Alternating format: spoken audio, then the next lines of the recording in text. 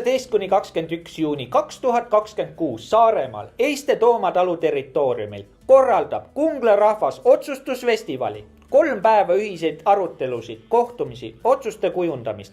Kutsume kokku inimesi üle Eesti, et arutada rahva tulevikku, kogukondade rolli ja Eesti eluolu küsimusi. Festivalil käsitleme teemasid rahvastik ja tervishoid, haridus ja teadus, tehnoloogia ja energeetika, keskkond ja kogukonnad, õigusruum ja põhiseaduslik vastutus ja palju muud.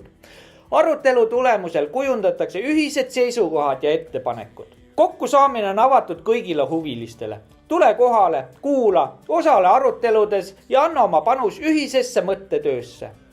Kutse saavad lisaks paljudele teadlastele ja arvamusliidritele Eesti Vabariigi president ja ka peaminister. Kungla rahva otsustusfestival 2026, 19–21 juuni. Kohapeal telkimisvõimalus, elav tuli ja inspireeritud inimesed. Sündmust kajastavad eestist.com, uudistekeskus.ee ja paljud teised alternatiivmeedia kanalid. Kuni hommik käisid ka nii. Kungla rahvas. Ühine jõud.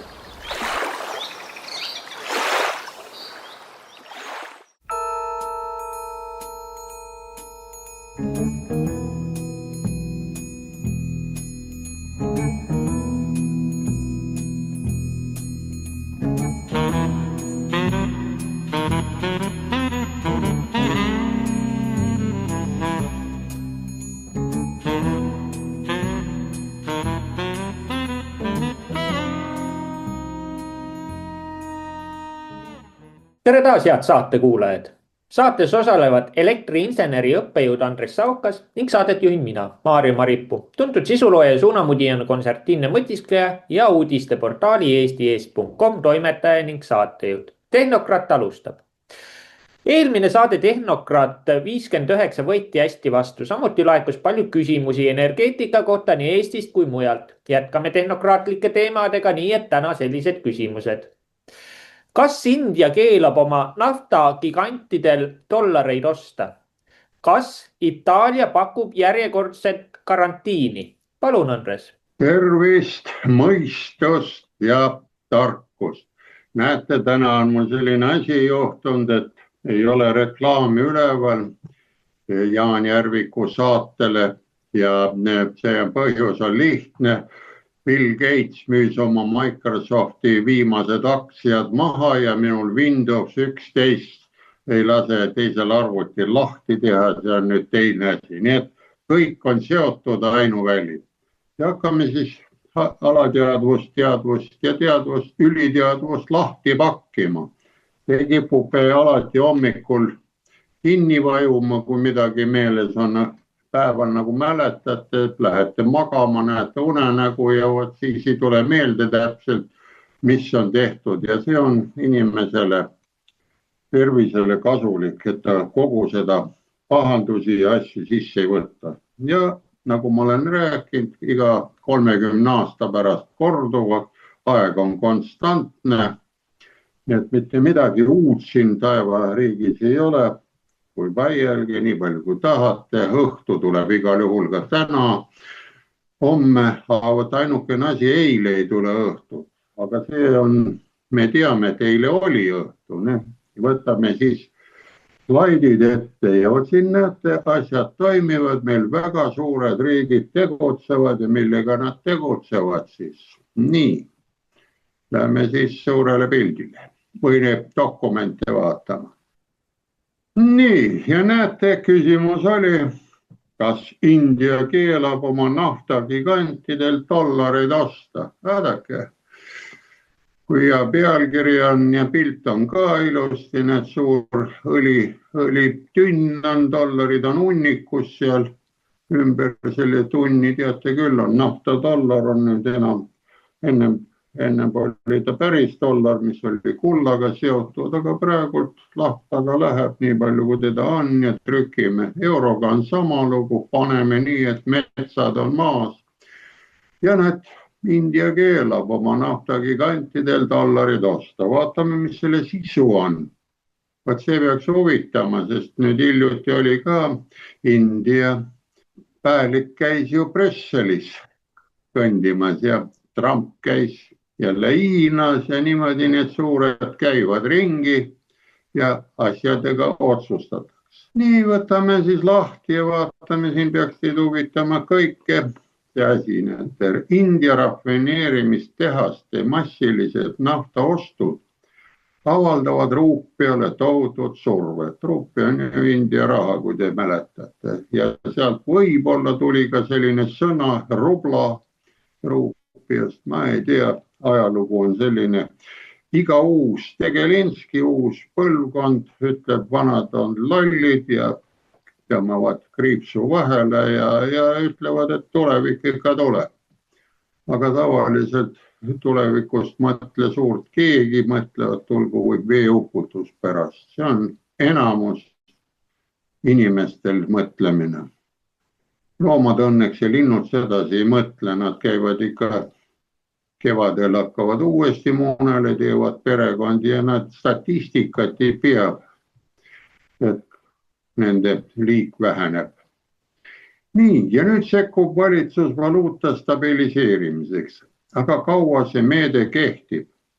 India valuuta langeb järsult ja valitsus võtab nüüd drastilisi meetmeid.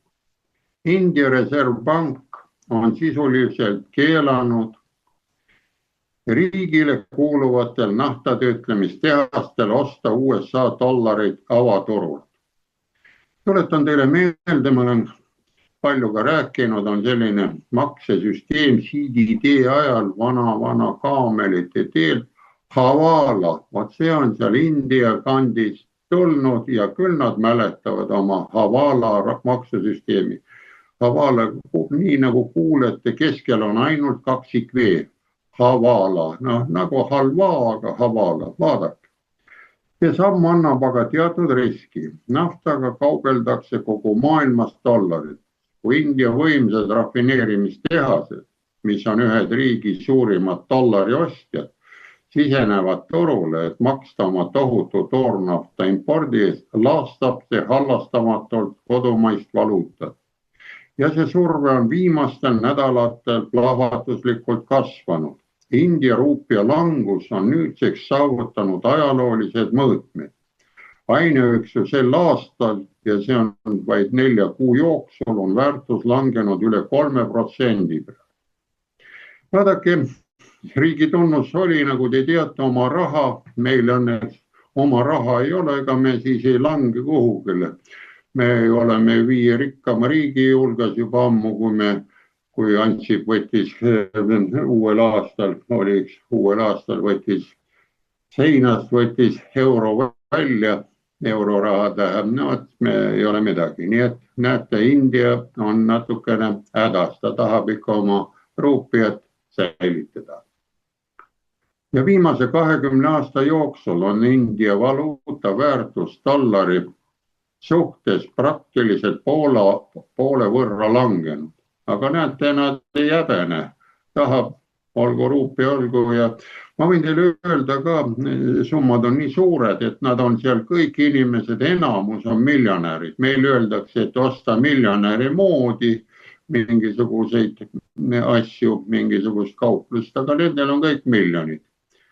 Võrra langenud. Kõrgete nafta hindade ja investorite massilise kapitaliga riigist põgenemise tõttu halveneb olukord kiiresti. Selle triki eesmärk on ilmne. Muuta vabal turul USA dollari järele valitsev hiiglaslist nõudlus nähtamatuks, et vältida paanikat. See valitsuse sekkumine suurendab tõenäoliselt India naftatöötlemistehaste kulusid massiliselt, kuid valitsust ei paista see huvitavat, kui valuuta on päästetud. Meile ega meilgi mõtelge, mis see rohepöördega tehakse, sest mida rohkem seda rohelist näeme, seda värvi. Me vanasti nagu öeldi, et kui näitame härjale punast värvi, siis härja võitlejale ta ründab ära, aga loomateadlased teavad seda, et härg on värvipime, tema ei eralda punast värvi. Liputada juures musta või siniseid, trussikuid lipu asemel, ta tuleb kohe sulle ligi ja tahab sarve otsa võtta siin. Ja näete, siin on siis rohepöördega samu on, liigutame. Ja need India jaoks on praegused arengud nõiaring. Nafta hinna tõus toob kaasa suurema nõudluse USA dollarite järele, mis omakorda langetab India ruupia väärtust, tõstes veelgi toornafta siseturu hinda. Seejärel peavad rafineerimistehased turgu veelgi rohkemate ruupiatega üle ujutama, mis avaldab vahetuskursile veelgi suuremad surved, kuid see pole esimene jõuline sekkumine.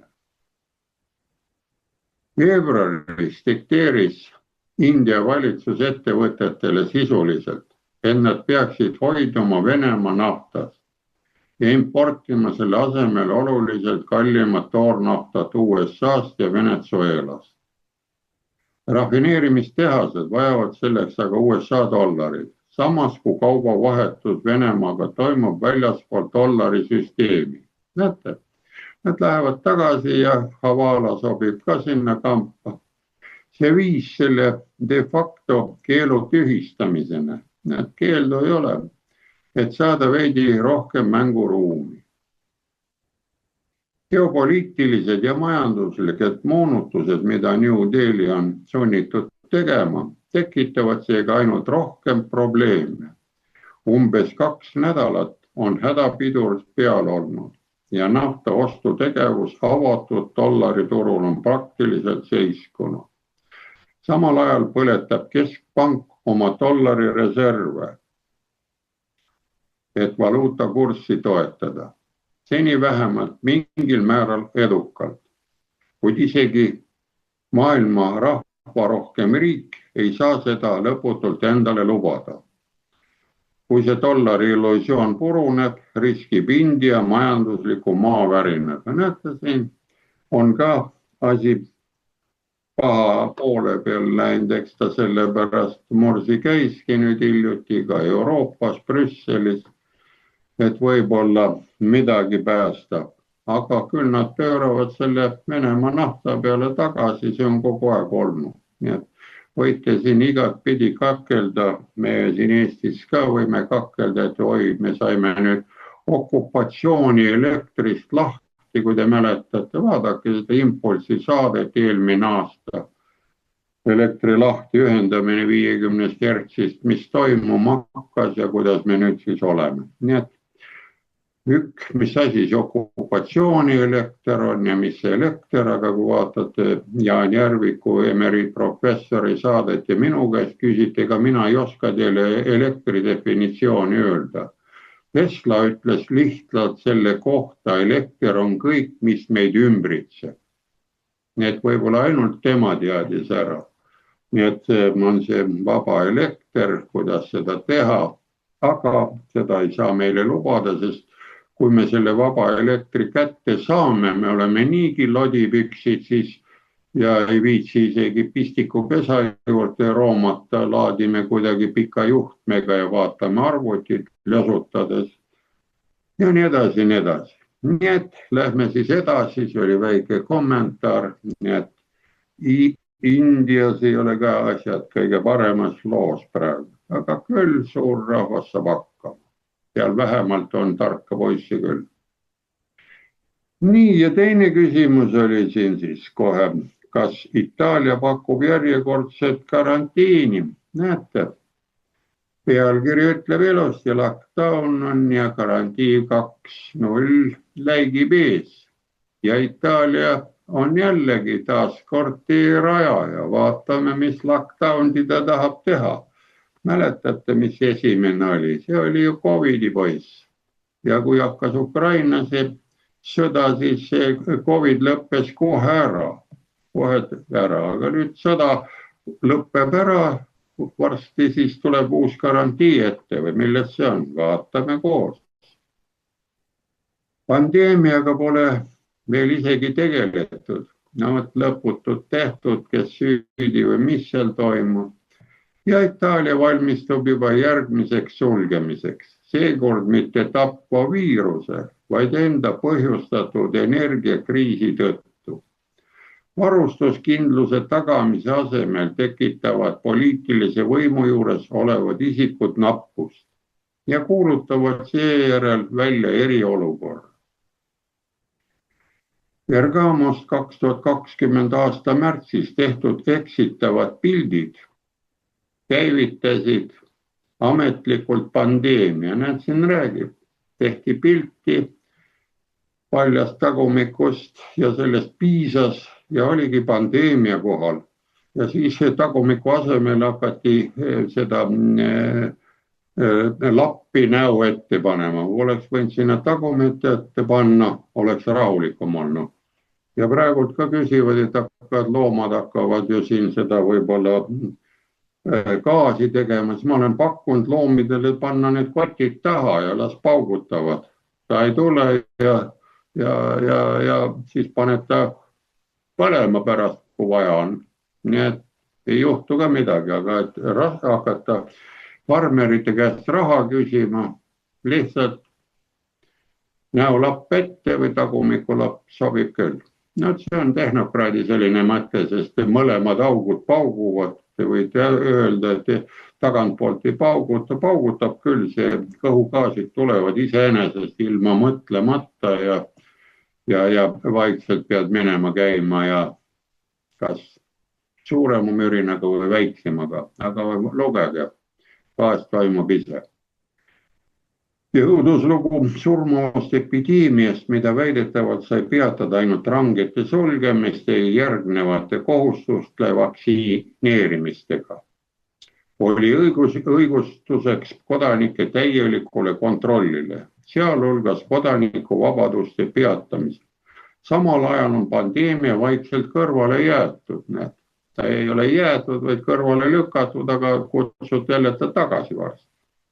Sest mõelge nüüd hiljuti, mis siin oli hantaviirus. Ja minu käest on küsitud ka, kas sa sead midagi. Ma ütlen, ma olen hantaviirusest olnud. Eesti kohalikud rotid, hingasin seda hinge sisse hingena ja pilt läks tasku. See oli väga raske olek, võib-olla tahtsin ka ära minna. Sellepärast ta sulges ka neeru tegevuse. Juua ei tahtnud, palavik on kõrge. Ja siis saadi asjaliga pihta, tilgutite otsas olin, hakkasid neerud uuesti käima. Nii et, aga lohutati seda, et nüüd kui ükskord oled hantaviiruses olnud, siis võid rottidega sõbruneda, sest enam külge ei saa. Nii et nüüd ma saan, kui on vaja kusagil minna, siis ma võin siis keldritesse igale poole minna sinna rotti välja heiteid, neid pühkima ja kõhveldama, nii et ma saan sealt läbi, ma ei pea maski kasutama. No see on võib-olla niiskene jutt, aga tavaliselt ega need viirused on kavalad ka. Küll nad arenevad paremaks, kui tahavad. Inimene areneb ka, sünnivad. Kõik on nagu ühtemoodi, aga pärast mõni läheb ikka valitsuses eriti lolliks kätte ära ja kui valitsus lahti viiakse, siis ta ei teagi, mis tegema hakkab. Nii, see oli vahepeal niiskene ära vaktsiinide ja pandeemia kõrvale jätmise kohta. Ja kedagi ei huvita vaktsiinide ohvrid, näete, välja arvatud otseselt mõjutatud isikud ja käputäis vandenõuteoreetikuid. Need mõned üksikud ikka otsivad, et võiks nagu naha peale anda nendele, kes seda pandeemiat tegid ja kes süstisid, aga enamus ootab järgmist laksu kahe käega ja ajab ise õlad ette ja tagumiku ka veel ette, et mina esimene. No midagi teha ei ole, inimene on kord selline. Ja mis seda põhjustab, ma võin teile öelda, kui ta on moe asi, öeldakse, see moes, see tagumiku külje peale saada või otsa, siis ta teeb. Ja kui te ei usu, vaadake, kui palju on tatoveeritud inimesi. Vaat nemad ju teevad moe pärast olla erinev natukene teistest, aga pilt võib olla, aga ühe grupi alla lähevad nad ikka tatoveeringud. Nõukaajal olid tatoveeringud, olid vangid. Nendel olid seal omad sümbolid, käte peale panid, kirjutasid tähti ja nii palju nagu ma olen uurinud ka, kui oli need kirikutornid, siis nii palju oli ta inimesi ära tapnud, kui palju torne ta selja peal oli. Kui märgati ära, et 3 torni on juures või 4 või 5, siis võisid teada, et ta oli neid tarnidega inimesi läinud. Oli jälle pandi vangi, tegi juurde endale, nii et mõelge, tätoveeriti ka samamoodi või kuidas see on. Need ja on käputäist jõud, nõuavad kuritegude eest vastutusele võtmist. Vaadake, kõigepealt tuleb, siin on minu enda see väike mõte, minu käest on ka küsitud, mis on kuritegu ja mis on heategu. No vaadake, ma ei oska enam öelda, kui valitsuse süsteemis on, salastatakse heateod 75 aastaks. Kui tegu, on see heategu või on ta kuritegu. Ja samas siis eelmine sügis hakati 4 aastat, otsitakse nüüd tudengeid taga tänavalt Tehnikaülikool 1,9 miljonit. Ja tal peab olema elektritaust ju. No, kas see taust võtab seda, nagu ma siin välja käisin, et kui tätoveerida endale käe peale elekter või midagi, siis see on elektriku taustaga kott ja need sobivad elektrikuks või. Ja siis ongi see, kas nad on nüüd kurjategijad, kui neid otsitakse taga või. Kõik on nii sassis minu juures, et ära, sest heategu, kui need poliitikud on meile head teinud, siis ei saaks ju neid 75 aastaks, ei ole mõtet ju salastada või peita. Aga kui peidetakse, salastatakse, siis tundub, et ikka vana süsteemi järgi oli ta kuritegu. No eks praegu, kui vahe tuleb, siis Maarju mõtle sellele küsimusele, ma tahaks ka teada saada sinu käest, kuidas sinul on, mina ei saa aru enam. Nii, lähme siis siit edasi, näete, siin tahavad kuritegudest räägitakse, aga mis see on? Kuid järgmist sulgemist juba ette valmistatakse, näete, me ei häbene, oleme Euroopa Liidus, käsi pesti, sest ega Euroopa Liit ei ole mingisugune riigid, ta on ikka liit, üldine nii suur liit. Nii kõva liit, et ühend või see Inglismaa kuningriik, see läks 2020. astus välja, juba 6 aastat ta ei ole nagu seal Euroopa Liidus. Mõelge ise, kuningas tahtis olla, ei tahtnud ju. Ja Norra, mõelge, on ka kuningas, kuningriik, kas ta tahab olla, aga sellest ma aru ei saa, Rootsi seal läks seal, kas kuning on pool kuningat või pool kunni või kuidas seda nimetatakse, siis kuningriigid ei ole seal nagu ära. Eesti kui oleks ka kuningriik, ma ei usu, et Eesti seal Euroopa Liidus oleks. Nii, ja need moesõnaks on seekord energiasulg. Ennem oli pandeemia sulg, nüüd on energiasulg. Ja taas kord on Itaalia eeskujuks. Alates 2026. aasta aprilli algusest on Giorgia Meloni valitsus välja töötanud varuplaane. Vaadake, neid saab copy-paste'ina kohe meile kliimaministeeriumisse tuua. Me oskab AI ära tõlkida ja inimesed saavad raha ju, palka ju. Mida saaks rakendada alates maist, kui gaasi ja naftatarmed peaksid Lähis-Ida blokaadi ja Euroopa Liidu Venemaa vastaste sanktsioonide tõttu kokku kukkuma. Need tarned kukuvad nüüd kokku, see on jälle selline huvitav asi, et naftatarned ja gaasitarned ja kukuvad kusagil nurka kokku ja neid ei saa kuidagi püsti ajada või ma ei tea ju, parem käis lepingutega töö, aga nüüd tarned kukuvad kokku. No muidugi see on jah, jälle minule raske, kui avarii toimub, siis buss sõitis veoautoga kokku, ega juhid ei sõitnud. Nii. Heast vanast kodukontorist saab taas seaduslikult jõustatav kohustus. Nüüd jälle saame kodukontorisse tööle minna. Nutikas töötamine, see tähendab, istud nurgas, kratsid, ei tea, millega tegeled, vaatad ära telefoni, võt see on nutikas. Nutitelefoni, kui vaatad või siis see ongi nutikas töötamine. Nii avalikus kui erasektoris, järgides pandeemia ajal läbi proovitud ja ennast tõestanud mudelid. Need, kes nõuet ei järgi, riskivad trahvide või isegi kuni 4-kuulise vanglakaristused. Vaadake, see hirm tuleb peale, vanglakaristus ma olin Nõukogude kroonus 2 aastat ja loeti, kas oled Nõukogude kroonus või oled lihtsalt vangis, mõlemad on vangla alla, läheb sööd ja nii palju, kui sulle antakse 3 korda alumiiniumkausiga ja nii edasi. Ja nüüd saad ainult 4 kuud vanglakaristust ja moe-euro vanglas. Ei ole, ma arvan, et see ei ole paha. Autod jäetakse pargitud seisma, kliimaseadmed ja küttesüsteemid lülitatakse välja ning energiamahukad tööstusharud suletakse. Vaadake, siin ei ole mõtet üldse. Tööstusharusid pole vaja, istud kodus, teed nutikalt tööd. Teisisõnu tuttavad liikumisvabaduse ja töötamise piirangu. Kogu see muster tundub skeptilisele vaatajale kummaliselt tuttav. Nii et mõtle, kas on tuttav või on siin välja mõeldud midagi. Planeeritud pandeemia ajal kärbiti süstemaatiliselt haiglavoodid, need võeti maha, et seejärel haiglate väidetava ülekoormuse tõttu sulgemine välja kuulutada. Need haiglad kinni, voodid kinni, nii et kui oled haige pandeemias, siis haiglaid ei ole vaja. Vaadake, kui hästi see toimub. Värk on. Tänapäeval tõstavad Euroopa vasakpoolsed rohelised valitsused jõuga välja rafineerimistehaseid, õhkivad elektrijaamu. Olete näinud küll, kuidas torud ja jaudustornid kukuvad maha Saksamaa. Ujutavad üle söökaevandusi ja lubavad Ukrainal meie energiavarustust saboteerida. Näete, tunneb.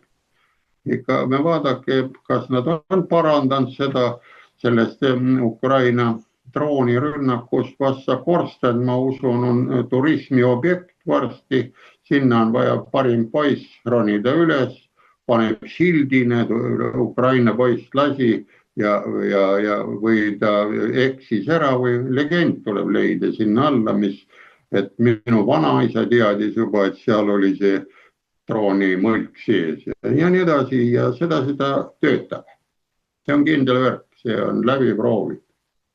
Ja seejärel viidates ise tekitatud energiakriisile valmistuvad nad ette järgmiseks piirangute vooruks. Energiakriis on poliitiliselt lavastatud. Siin ütleb ilusti.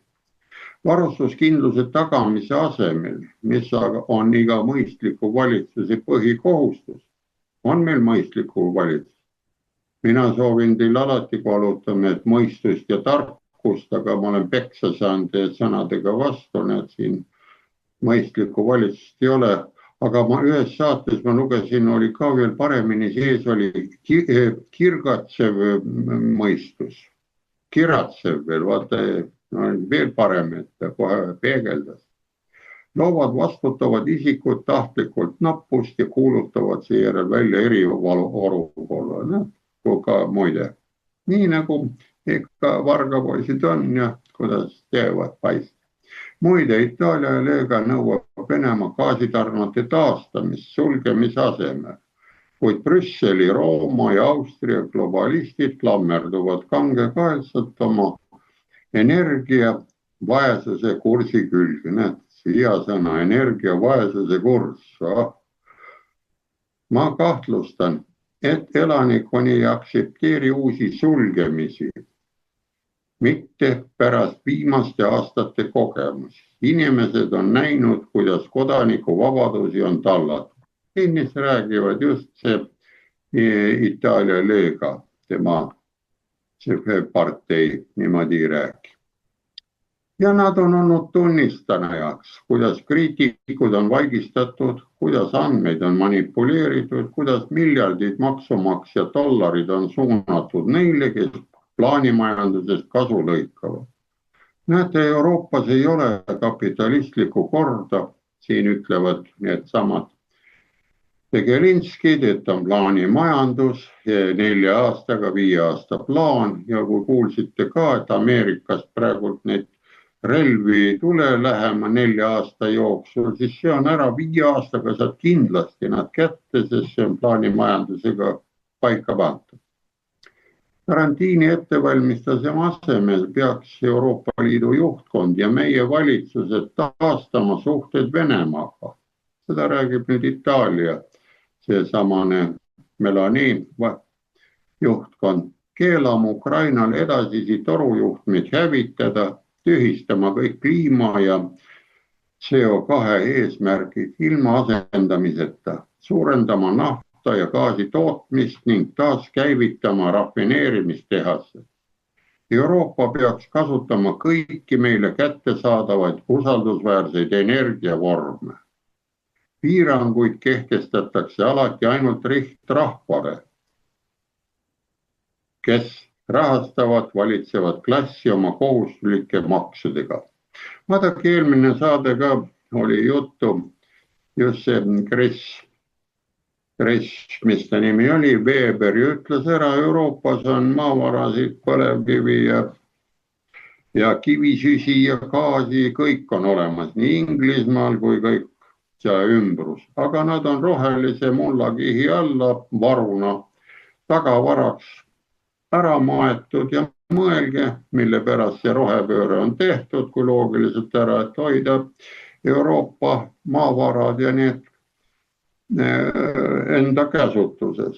Ja mida siin Eestis tehakse, näete, raiume metsa maha, et kohalikud ära läheks, siis saaks siit ka maavara kätte. Siit saaks odavam, see on praegu peidus momendil, aga kui lahti kaevata, küll kätte saab. Nii, ja tuleme siis suurele pildile. Oli siin midagi siin karantiinist juttu ja siin küsimustest on sarnasust. Kas peame ikka võtma Itaalia jälle eeskujulikuks tegelaseks? Ta nimetab küll ennast Roomaks, aga itaallane ei ole vana Rooma. See on ta on ammu ära rääginud. Nii et, Marju. Ja, aitäh sulle. No, ütleme nii, et see muster hakkab nagu korduma ja inimesed, kes nii-öelda ampsasid läbi selle koroonapandeemia, ampsavad ka läbi nüüd selle järgmise pandeemia, et ilmselgelt see Ukraina sõda enam ei kõneta masse, ei saa sellega niimoodi enam manipuleerida ja tullakse uue teemaga, tullakse lagedale ja ongi kõik. Aga sa rääkisid siin vangidest ja minu jaoks oli uudis see, et kirikutornid olid tapetute arv, sest minu teada kirikutornid sümboliseerisid kinnistutud aastaid. Ja siis oli veel, kellel on siis tähed on õlgadele või rangluudele on tatoveeritud, et see näitas siis kõrget staatust või siis seaduslikku varasteks siis voorsakoonje. Ja tähed siis põlvedel ei põlvita kellegi ees, ehk siis oli vastumeelne, näitas vastumeelsust autoriteetidele ja vangla administratsioonile. Et siuksed asjad, et tegelikult see tatoveerimiskultuur, mis iga riigi vanglates on, et Vene vanglates on üks tatoveerimiskultuur, siis ma ei tea, Lõuna-Ameerikas on teine, aga ütleme niimoodi, et meie vangla kultuuri mõjutab kõige rohkem see Venemaa teema, et meie oleme ju Venemaa külje all ja kõik, mis Venemaa vanglas tehti või tehakse, siis see kõik kandub meile üle. Aga siinkohal lähme küsimustega edasi. Kas eurokraadid müüvad vee ja elektri USA suurfirmadele? Kas Berliinis on kütuse puudust näha? Palun, Andres. Nii, kuulsite head küsimused, sellised nagu intrigantidele mõeldud, et nüüd Euroopa müüb vee ja elektri suurfirmadele, hakkame dokumente vaatama, infot ja näete, pilt tuli ette, mille pärast eurokraadid müüvad meie vett, see on Euroopa vesi ja elektri USA korporatsioonile maha. Need andmekeskused nõuavad tohutut jahutust saada. Ja elektrit samamoodi on vaja, aga kus sa saad seda? Vaatame siis seda asja täpsemalt. Pilt on küll kole. Näete, ei ole siin vett ega muru ega midagi. Nagu oleks maantee ja mis ta on, kraavid ja kõik on tühjad. Ja taga on suur andmekeskus ja on kõik ära imenud endas. Nii, lähme siis ilusti rahulikult edasi. Nii palju siis kliima säästmisest ja vee säästmisest. See on rohepöörel oli ju, sõnad olid sees. Katsume kuidagi moodi soojenemise vastu saada, aga ise kuivatame kõik ära. Samal ajal, kui tavakodanikud peaksid võimalikult palju vett säästma ja ägama üüratute elektrihindade all, lautab Brüssel Ameerika tehnoloogia hiiglastele punase vaiba. See, kui palju elektrit ja vett need hiiglaslikud uued tehisintellekti andmekeskused tegelikult tarbivad, jääb rangelt valvatud riigisaladuseks. Vaadake, millise riigisaladuseks see jääb, mõelge, kui palju neid riike siis on. USA ettevõtete peakontorite lobistide dikteeritud seadused teevad selle võimalikuks. Pole saladus, et paljusid seadusi dikteerivad Euroopa Komisjoni tagatubades mitte valitud esindajad, vaid kõrgelt tasustatud lobistid. Vaadake, reklaamipoisid. Mäletame Ursula von der Leyeni salajasi nende Pitseri teksti sõnumeid COVID-19 vaktsiini kohta. Näetate, vaktsiin oli kõik kasulik ja kogu neid ümbritsevad saladuslikkust. Nüüd kordub see läbipaistmatuse vaatemäng meie kümnendi suurima taristu hasartmänguga. Näete, kui taristu hasartmäng, nii et oleme ikka kasiinos ükskõik, istume elektrikasiinos või istume siin taristu suurte andmekeskuste, hoonete, aga kahjuks peaks olema neid sigalaid ja loomalautusi taristuid, aga need ei too nii palju sisse. Tundub niimoodi, mis sa tükki leiva eest ikka sa ei saa väga palju küsida. Nii. Ja näete, on hiiglaslike andmekeskuste ehitusega. Die Zeit on ajaleht või artikkel paljastab, kuidas Brüssel poliitikat ajab. Euroopa Komisjon järgis nende tohutute andmekeskuste heaks kiitmise õigusnormide osas lihtsalt Microsofti ja lobigrupi Digital Euroopa eelnõu, mille liikmed iroonilisel kombel on peaaegu kõik USA interneti hiiglased. Vastav komisjoni määrus kõlab järgmisel. Komisjon ja asjaosase liikmesriigid käsitlevad kogu üksikute andmekeskustega seotud teavet ja peamisi tulemusnäitajaid konfidentsiaalsetena. Seda teavet peetakse konfidentsiaalseks ja see mõjutab andmekeskuste operaatorite ja omanike ärihuve. Näete kõik, siin on näinud, et näiteks Eestis saaksid nad ruttu kohale, kuna meil on ka 75-aastane info ja ärikeeld ja kuna meil siin metsad ja kõik võetakse maha, soobensiin mõneks ajaks meil vett jätkuks nende suurte andmekeskuste jaoks võib-olla. See on võib-olla, pärast oleme kuival ikka nii, nagu Euroopa näitab. Ja lihtsamalt öeldes tähendab see, et Euroopa Liidi kaitstud ärisaladus on olulisem kui asjaomaste omavalitsuste teavitamine. Nende Microsoftide, Google'ite, Amazonidele, Metadele, OpenAI'le ja Atropicutele, mis need on, ja teistele kuuluvate megaandmekeskuste põhjavee ja elektritarbimise kohta. Pole juhus, et siin varjatakse olulisi andmeid. Andmekeskused vajavad jahutamiseks astronoomilisi koguseid vett ja imevad sõna otseses mõttes võrgust elektrit. Ilmekas näides on Gross-Gerau. Seal arutatakse praegu megaprojekti, mis eeldavasti tarbib uskumatut 160 megavatti elektrit.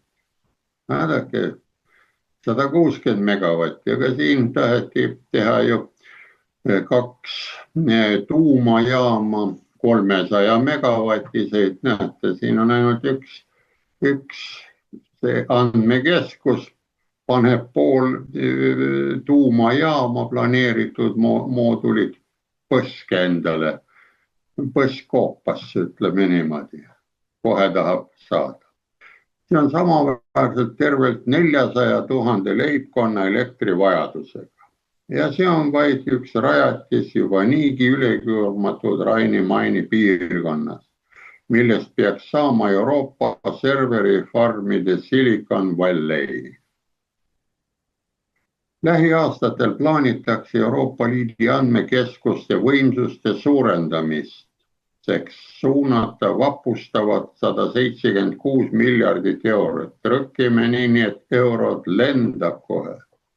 Aga tegelikult pangas seal paneme neid nulle juurde või võtame nulle vähemaks, ega see vahet ei tee. Seda kunagi ma lugesin ka siin 10 aastat tagasi, et üks pankur läks töölt ära ja siis ta ütles, et nii kaua kui ta tööl oli, siis natukene kulda ja seda paberraha nagu oli, aga need läbikäinevad numbrid olid nii suured, et seda ei oleks jõudnud kuidagimoodi sealt vedada ja tassida. Seega eeldatakse koguvõimsuse 3-kordistumist. Näete, kiirendades lubade taotlemise protsessi. Tehase ehitus pannakse kiirendatud teele. Meil oli ka ju, kuulsite, oli vaja tuulik ja suur plats puhtaks tehtud, vaja ruttu Kliimaministeeriumil asi paika panna. No vot, see on sarnane asi, näete siin, kuidas on. Ja vaadake, varem oli ka aasta, ütleme tuumajaamadel on paar aastat nagu uuritakse pinnast ja et seal ei saastaks ja kuivaks ei tõmba, aga näete, kui ruttu saab ju nendele Microsofti andmekeskustele kasutus- või ehitusloa. Näete, tehase ehitus pannakse kiirendatud teele, keskkonnamõju hindamised tuleb läbi viia kõigest 30 päevaga. See on 3 kuud, poisid. Näete, ja üks on ta väike lugu. Ja Saksamaa väikeste ja keskmiste suurusega ettevõtete jaoks on midagi sellist lihtsalt võimatud. Sakslane on ka, ma räägin, siin on need euronormid ja kõik on olnud, ikka pikalt vaadatakse läbi. Ka näete, siin ei tea mõju midagi, kui ikka poiss tuleb sisse ja Bill Gates õnneks müüs maha, aga võib-olla ahnele poisile müüs ja hakkab veel kiiremini tegema seda Microsoft. Euroopa Liidu regulatsioonide küüniline ja müüdav olemus saab selgeks Atlandi ookeani taga. Näete, sinna sõidame siis asju uurima. Ameerika Ühendriikides tehnoloogia hiiglaste tõelises sünnikohas on tehisintellekti põhjustatud ressursi vargustele tohutu vastusseis. Et seal Ameerikas ei lubata ikka Ameerika osariiki tühjaks imeda, ikka protsess toimub. Jupi kaupa natukene võid seda ikka AI toetada ja et vett ikka oleks kaevudes ka ja põllu peale ka jätkuks kraavides, aga siin tõmbame tühjaks. Näete, Maine osariik võttis hiljuti vastu seaduse, mis peatab ajutiselt üle 20 megavatti tarbivate andmekeskuste ehitamist. Näe, kõigest 20, ma räägin, aga palju seal oli. Seal oli ju, vaatame korraks tagasi, need 160 megavatti, aga siin ütleb need 20. Ameerika keelas 20 ära, aga 160 läheb Euroopas küll ja 160 jagada 20-ga, mitu korda ta on, 16 kahega, näete, on 8 korda vaja. Tarbivate ehitamise põhjus. Kõigepealt tuleb põhjalikult ja läbipaistvalt uurida laastavaid tagajärgi keskkonnale ja võrgu stabiilsusele. Saksamaal tundub see olema võimatu, nägite, aga Eestis, ma arvan, me oleme sakslaste moodi, nii et asjad toimivad meil ikka sakslastega plaanipäraselt. Selline protseduur on Euroopa Liidus vaikimismäärusega eos peatatud. Tagajärgede ja piirangute hindamiseks oleks vaja andmeid elektri tarbimise, täpse vee tarbimise, soojuskiirguse ja elektromagneetiliste voolude kohta. Kuid just need olulised otsustusalused on Euroopa Liidus regulatsioonide kohaselt tabu ja neid peetakse ärisaladuseks. Nägite? Nii et ärisaladus on see, kui sa ikka midagi koha peal kokku ehitad ja ega siis insenerid võib-olla ka ei tea, mida nad ehitavad. Meil on näiteks see, ma olen nagu tähele pannud, olen mõtelnud, meil see Rail Baltica ehitus on vist suur ärisaladus. Sellepärast kõik on uurin, mis selle raudteega, mida vedama hakatakse. Ja teine küsimus, paljud on ka niimoodi mõtelnud, et meil räägitakse, et Läti, Leedu ja Eesti oma saab valmis, aga Poola Rail Balticu raudteest räägi midagi, et Saksamaale sõita tuleks ikka Poolast ka läbi sõita või kusagil ta läheb siis Poolast maa sisse või neutraalsesse olukorda või läheb õhku. Õhuruumi läheb sealt kaarega nii kõrgelt üle, et seal ei ole seda lugu, nagu öeldakse, on meretsoonid ja mina olen sassis, nii et järsku keegi oskab mind aidata, väga tubli oleks. Saaksime sellest ärisaladusest jagu. Põhimõtet on lihtne mõista, keskmise maksumaksja jaoks on see kliimamuutuste jälgimine. Saite aru, jälgite aknast, vaatate välja, teil on maailmavaade. Poliitikud ütlevad, et kui on teine maailmavaade, siis jooksed ühest erakonnast kolinal teise erakonda ja maailmavaade on kohe muutunud. Aga näed, siin vaatad välja ja näed, et seal õues on hoopis ärisaladus, mis ei luba üldse nagu segada suurfirmade tööd. Näete, jälgimine, kliimamuutuse, küttesüsteemide reguleerimine, vot seda reguleerid kodus, keerad ainult kraani ühtepidi, teist ja pidevad üleskutsed kokkuhoiupoliitikale. Kogu aeg käib, koputab sul ukse taga, kuule sul lambid põlevad liiga palju. Küll see aeg tuleb, et kardinad pead ette panema nii pimedad, et keegi naaber ei näe sul ära. Nii nagu nõukaajal oli ikka neid koputusagentuur töötab ja talle makstakse, tal on käe peal silt ja tuleb karistus. Salgana välja, inimesi on erinevad, need, kes tahavad teistele piine teha, need räägivad, need on sadistid ja teised on humanistid, aga maailmavaated on neil kõigil ühesed või? Ma olen täitsa segamini. Nii, ja näete, mis siis ütleb.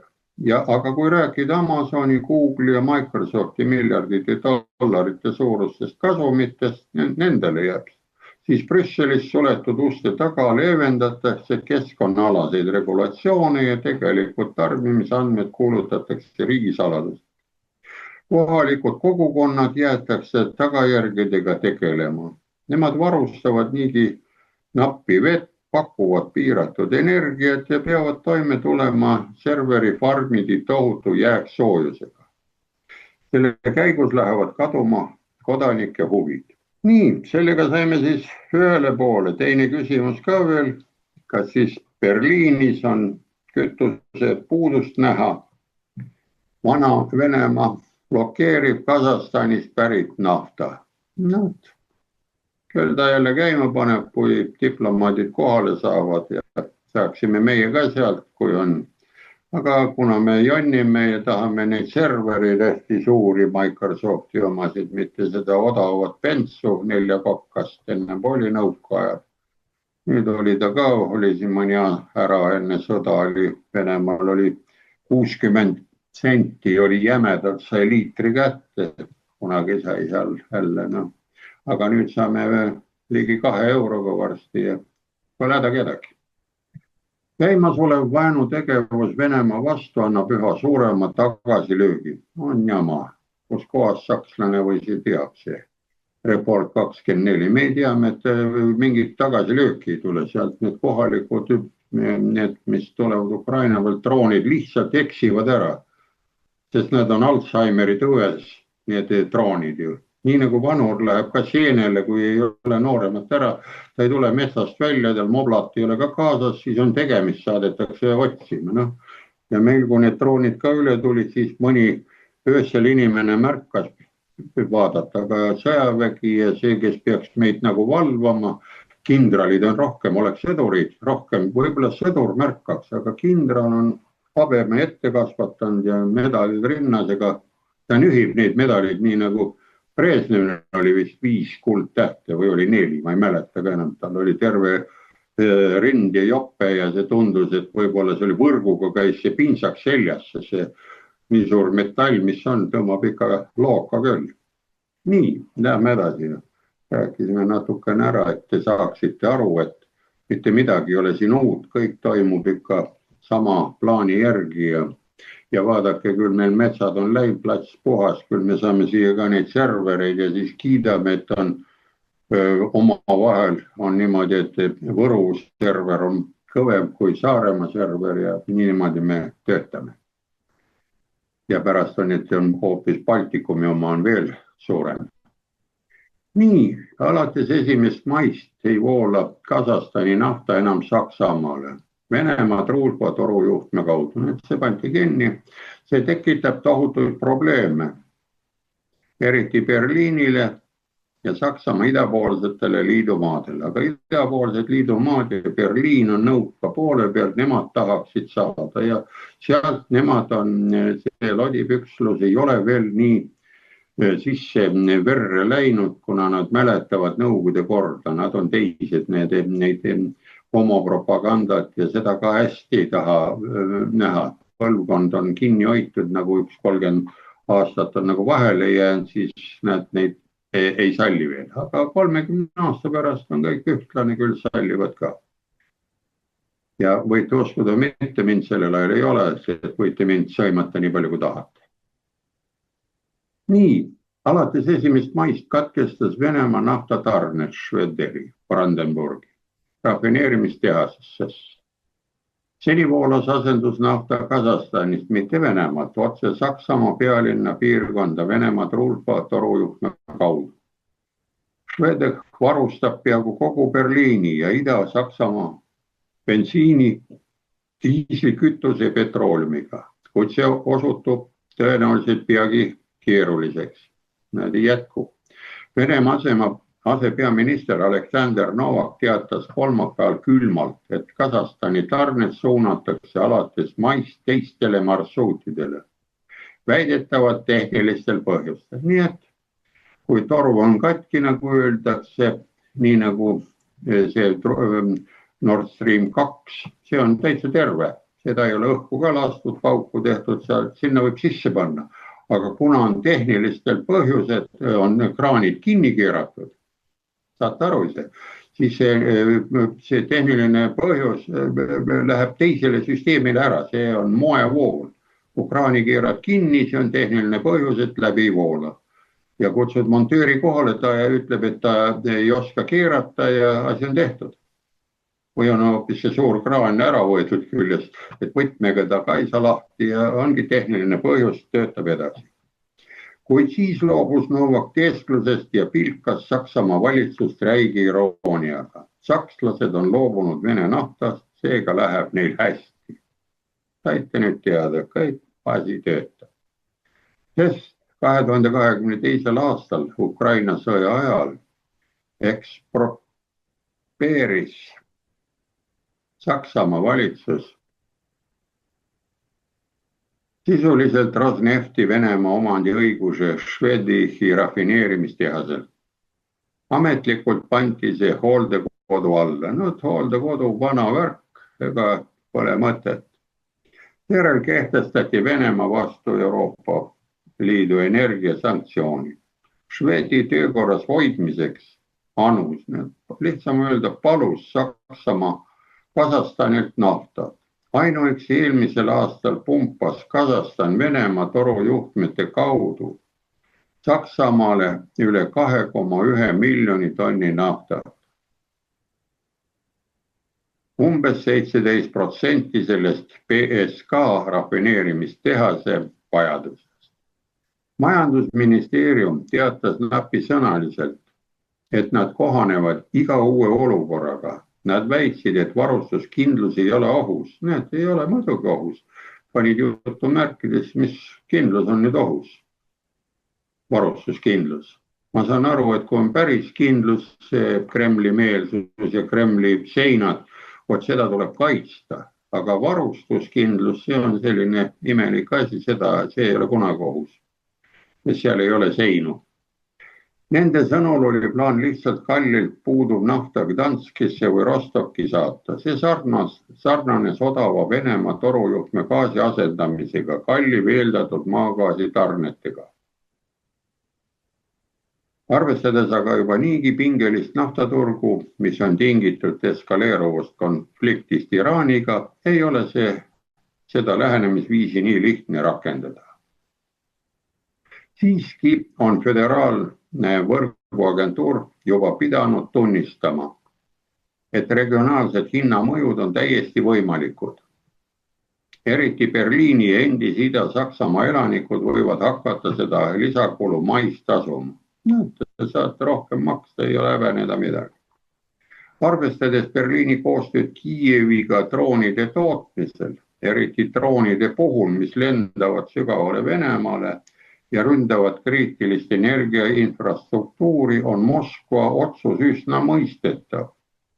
Kui Saksamaa valitsus ja Brüsseli eurokraadid usuvad, et asjad saavad toimida ilma Vene nafta ja maagaasita, siis peavad nad suutma hakkama saada ka ilma Vene torujuhtmeteta. Näete, lihtne ütlus oli. Nüüd oleme suurele pildine. Näete, kui ei taha, me endale piitsutame, torgime endale asju, naelu toome endale kätte, ütleme piltlikult ära, et see on niivõrd mõnus tegevus, et tunneme valu küll, aga põhiliselt me võtame need euroopalikud väärtused nii omaks, et paneme ka teisele pihta ja siis küsime, et kuule, anna mulle Kasahstani naelu ka, ma löön neid ka kätte, Vene naelad enamiga lähevad liiga kõverasse või mis see on? Näed, mis sa arvad sellisest uudisest, oleme ikka Euroopa väärtustega väga nõus ja aitäh sulle, Andres. No selles osas oli ju tegelikult kõigile teada, et see asi ei toimi, et kui me näiteks lõikame ennast ära, siis nii-öelda nagu eestlased tegid Vene elektrivõrgust, lükkame ennast välja ja siis küll ei tarbime Venemaa gaasi, aga nüüd ongi kõige pullim on see, et me ju karistame iseennast sellepärast, et meil on seda gaasi vaja, mitte ei ole Venemaal vaja. Venemaa on siiamaani vastu tulnud ja andnud seda Euroopale, seda gaasi ja elektrit, aga paraku arvatakse, et kui me iseendale jalga tulistame, et siis me kuidagi karistame Venemaad, aga nii ta paraku on, et see ei toimi ja ma ei kujuta ette, et kui nüüd täielikult kaob ära Venemaa siis kütuse ostmine, et siis läheb ju tegelikult meil kütuse hinnad nii lakke, et oi, nad juba praegu tänu sellele Hormuzile seal nii-öelda on laes ja siis, kui Venemaa kütus täielikult ära kaob, siis ongi. Siis me sõidamegi siin varsti 4 eurot on liiter ja äge. Aga meil on teemad on otsas, et aitäh, et kuulasite. Järgmine kord taas teiega. Nägemist.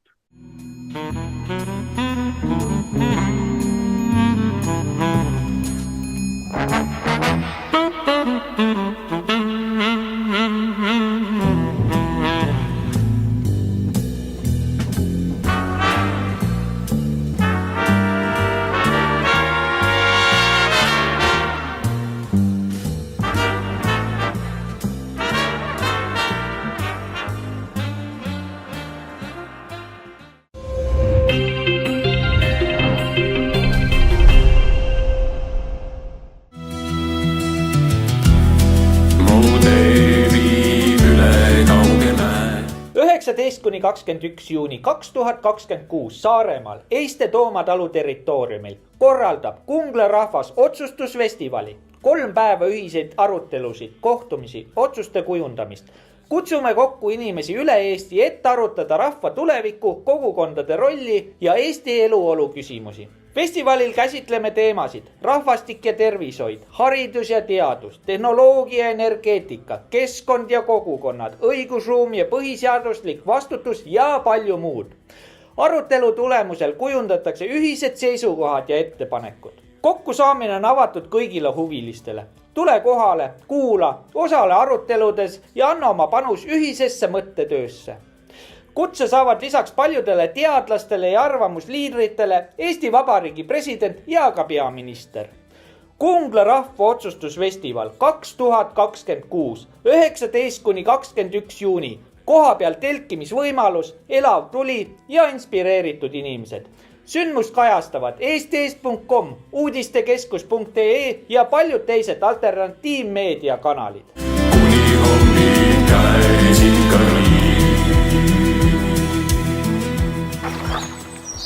Kungla rahvas, ühine jõud.